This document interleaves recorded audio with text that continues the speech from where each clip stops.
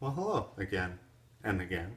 Today we're going to go over installing the power supply and the RAM. Let's start with the power supply, which is already installed as you can clearly see.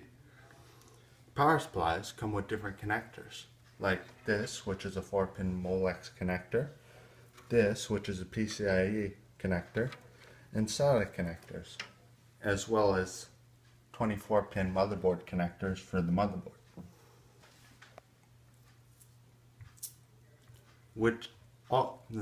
You can already see that I have plugged in the motherboard connector, but my videos aren't for how to plug in a connector. It's telling you how to, or what each component does and how it interfaces with the computer.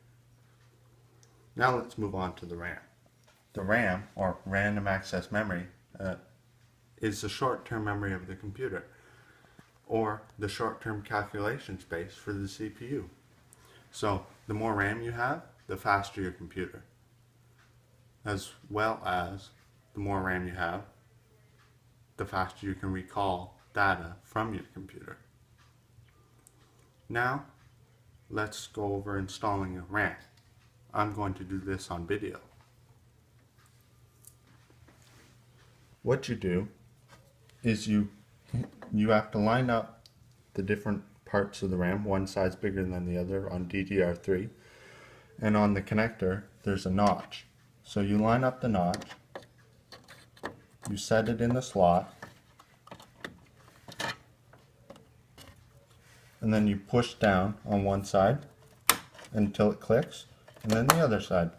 Now you have installed your RAM. That's all there is to do when you're installing your RAM. The more RAM you have, the faster your computer. So remember, if you want a really fast computer, you should get a lot of RAM. Thank you for watching my videos, and I hope to see you back next week on installing the hard drive and installing the CD drive. Thank you for tuning in. Have a great day.